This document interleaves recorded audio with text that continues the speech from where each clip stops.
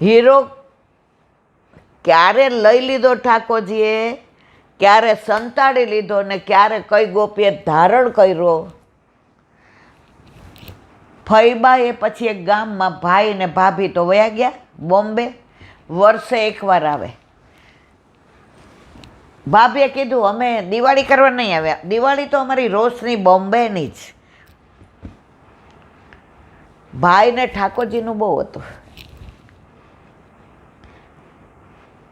એટલે બેને કીધું ભૈલું ઠાકોરજીના પાટોત્સવે તારે આવવાનું, વર્ષે એકવાર 4 દિવસ છોકરાઓને લઈ અને પાટોત્સવે આવે.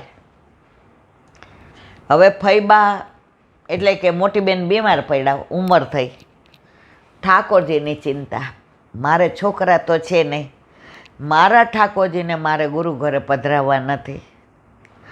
ભાભીને પછી દોષનો એના ફઈબા એટલે કે આ કનકબેન પાછા આવ્યા ત્યારથી અત્યાર સુધી કેટલી ઉંમર સુધી ભાભીનો દોષ નહીં. સાસરીવાળાએ એને એક નવો પૈસો નહોતો આપ્યો તો ગામમાં એમ કીધું બધાએ કે અમે 5 હારા માણસો ભેગા થઈને જઈને કહીએ કે આને તમારે ખોયડું રહેવા આપવું પડશે ને જમીન. મારે કાંઈ નથી જોઈતું.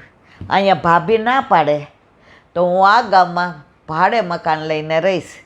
મારે કોઈના દોષ જોવાના, એની ને મારી લેણા દેવી જેટલી હતી મેં પૂરી કરી. હવે બીમાર પડ્યા, ઠાકોરજીની ચિંતા. ઓલો હિરલો તો એને કોઈ દી પછી વડો જ કર્યો નહીં, જાણે જડાઈ ગયો. 4 તાવ હતો ને ઠાકોરજીને સ્નાન કરીને ભોગ ધરાવ્યો. વડા કરતા શિંગાર ગોદમાં લીધા. પ્રભુ હું છું પછી મારે ગુરુ ઘરે પધરાવા નથી, મારી પલકો પર મેં રાખ્યા છે. તો હું તો કાંઈ અમરપટ્ટો લખાવીને આવી નથી. હવે શું કરું? મા બાપ તો લીલામ પહોંચી ગયા હતા. એને એના ઠાકોરજી કોઈ પૂછે એકલી? હું એકલી નથી, મારો વર છે, અમે 2 જણા. એની ભાષા અલૌકિક.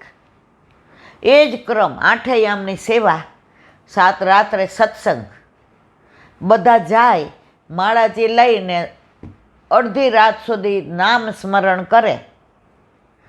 હવે એમ લાગે શરીર ના પાડે, જોક આવે એટલે ત્યાં ઓલી ગાર હોય ને એમાં કોઈ દિવસ પથારીએ, શિયાળો હોય, ઉનાળો હોય કે ચોમાસું હોય, પથારી કરી નહીં. પોતાના હાથને ઓસેકું કરી અને સૂઈ જાય. ત્યાં સૂઈ ગયા. રાતના ઠાકોરજીએ કહ્યું હુંય ગુરુ ઘરે નથી જવાનો, હું અહીંયા જ રહેવાનો છું. હવે તમે લીલા જુઓ પ્રભુની અદ્ભુત. જે એની ભાભી એ જમાનામાં છોકરાઓ ન ભણ્યા હોય એવી ગ્રેજ્યુએટ થઈ હતી અને મીડિયમ ઇંગ્લિશ, મા બાપ કરોડોપતિ. હવે એના છોકરાને વહુ પરણ્યા એટલે જે અહીંથી એ મૂકીને ગઈ કે I like my Bombay, this village, no. હવે છોકરાને બહુ એ નિગ્લેક્ટ કરવા માંડ્યા. કાંઈ કહે એટલે કે મમ્મી હવે મને એવું લાગે છે કે આપણે સગવડતા સચવાય અને વિચારોમાં મતભેદ આવે એના પહેલાં અમે જુદા રહીએ અને તમે જુદા રહ્યો. જે ઠેસ અહીંયા મા બાપને પહોંચી હતી એનાથી વધુ એને પહોંચે. દીકરાને તો ઠાકોરજી જ જોઈતા હતા. હવે આ દીકરીના ગુરુદેવ ત્યાં બોમ્બે રહેતા હતા એટલે હવે તો મોટા થઈ ગયા હતા ભાઈ ભાભી. ફઈબા તો હવે લીલામ જવાની તૈયારીમાં હતા. એણે એક પોસ્ટકાર્ડ લખ્યું, રિપ્લાય.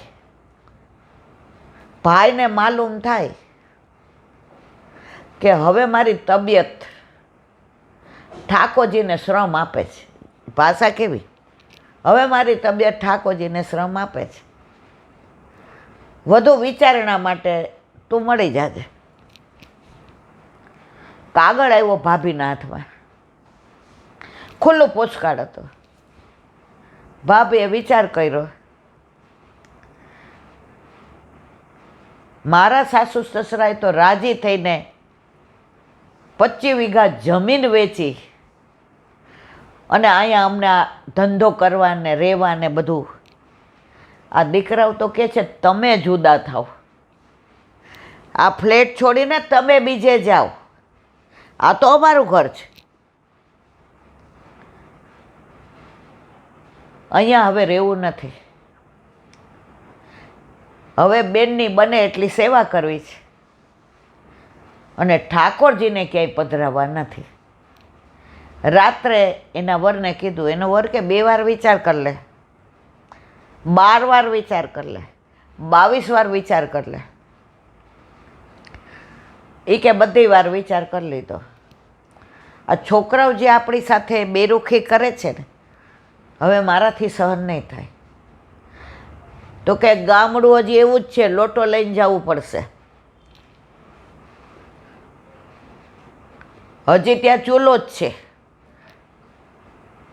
ભલે બેન છે ને, બેન ત્યાં સુધી બધું મને આવડી જશે. બધો સામાન લઈ છોકરાઓને કીધું હવે અમારી તબિયત નથી સારી રહેતી, એટલે ચોખ્ખું દૂધ, ચોખ્ખી હવા બધું ગામડે મળે એટલે આપણું ઘર છે ત્યાં જઈએ. ઇટ્સ ઓકે, મન થશે ત્યારે આવશું. છોકરાઓ હવે કહી દીધું. જે વસ્તુ એમણે કરી હતી, અત્યારના બધાને મા બાપો ગમતા નથી. જે મા બાપને રોજ પગે લાગે ને, એણે દુનિયાને ક્યારેય પગે નથી લાગવું પડતું. આજે મેં સાંભળ્યું કે લોકો મંદિરોમાં મોટા મોટા મનોરથ કરવા જાય છે અને ઘરે મા બાપને, જીવતા જાગતા ભગવાનને તાણો વાણો કરે છે અને કા વૃદ્ધાશ્રમમાં હોય છે. એકનો એક દીકરો હોય પણ મા બાપથી જુદો રહેતો હોય. આવ્યા બધો સામાન લઈ આવ્યા હતા. બધાય બૂમ પાડી, ફૈબા ફૈબા. દીનુ કાકા આવ્યા. ભાભીએ પહેલી વાર સાડી ગુજરાતી પહેરી હતી. આવીને બેનના પગમાં પડી ગયા. મોટી બેન, सुबह का भूला शाम को घर को आए तो उसको भूला नहीं कहता. सुबह का भूला शाम को घर पे आए उसे भूला नहीं कहता. એટલે ભાભીએ કીધું, હા પસ્તાવો વિપુલ અજરણો. ફૈબાની તબિયત બરાબર નહોતી. ગામમાં બધાએ કીધું સારું થયું ભાઈ તું આવ્યો, રોકાઈશ ને હમણાં, ફૈબાને સારું નથી રહેતું. એટલે ભાભી બોલ્યા, હવે આમ ક્યાં જવાના છે, અહીંયા જ રહેવાના છે. મોટી બેન, ઠાકોરજીની ચિંતા ન કરતા.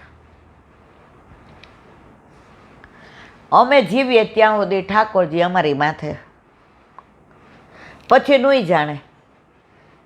મોટી બેનને હાશ થઈ. એ કે જ્યાં સુધી ઠાકોરજી ઘરમાં ત્યાં સુધી આ જમીન, આ ખોયડા, આ મારા દાગીના, આ બધુંય ઠાકોરજીનું. પછી ગુરુ ઘરે. હવે પરાકાષ્ઠા આવી. હવે આને તો બહુ સેવા કરતા આવડે નહીં, રસોઈ કરતા આવડે નહીં. મા બાપને ત્યાં કરોડોપતિ એટલે રસોયા બસોયા બધુંય. હવે સવારે મોટી બેને કીધું કે રેશમા, ઠાકોરજીના માટે મગ અને લાપસી કરો. કોને આવડે? રસોડામાં ગયા ને ચૂલો સળગાવ્યો. ઓલો ધુમાડો આવે એટલે આંખ બળે. છતાંય કે પ્રભુ, હું આપની પાસે આવી છું, આપ કલા નિધાન છે, મને આવડશે એવું આપ અરોગશો. અને મગને લાપસી, ભાખરી, શાક અને કઢી બનાવ્યા. ઠાકોરજીને ભોગ આવ્યો. હવે ફૈબાની તબિયત નહોતી સારી, એ આજુબાજુવાળાને ગામડાને ખબર હતી, એટલે બધા ખબર કાઢવા આવ્યા. હવે રસોઈ 3 જણની ઠાકોરજી પછવાડે, લાપસી ને મગ ને. હવે આ 7-8 જણા ગાડામાં, ઓલું મોટું ગાડું હોય ને એમાં હમાય 6 કે 5, એ બધા ખબર કાઢવા આવ્યા. એટલે ગામમાં એમના પછી દૂરના હગા રહેતા હશે, એટલે એ લોકોએ કીધું કે તમે જઈ આવો ફૈબાને ખબર કાઢીને, પછી રોટલે અહીંયા આવજો. આ લોકો અહીંયા આવ્યા.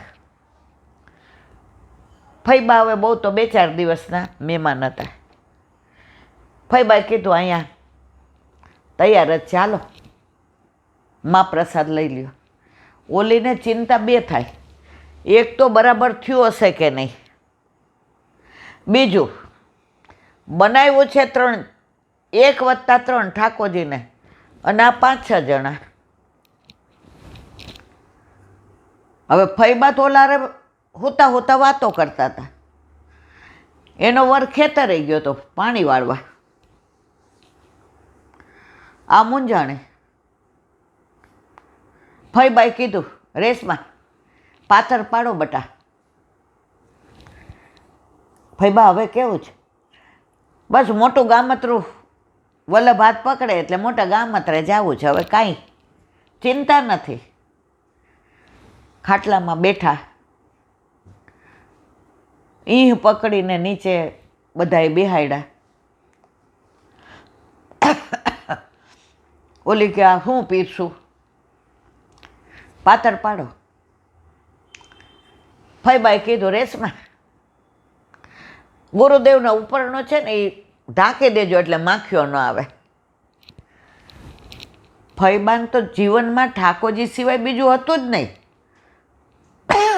હરિગુરુ ને વૈષ્ણવ. રેસમાં કે આ ઢાંકવાનું પણ આ બધુંય. હવે પીરસો. પેલા કંસાર પીરસો, મગ બધાને પીરસો. 6 ભાખરીના બદલે બધાને 2-2 પીરસી તો ભાખરી તો એટલી જ, કંસાર એટલો, મગ શાક. બધાએ પ્રસાદ લઈ લીધો. ત્યાં વર આવ્યા.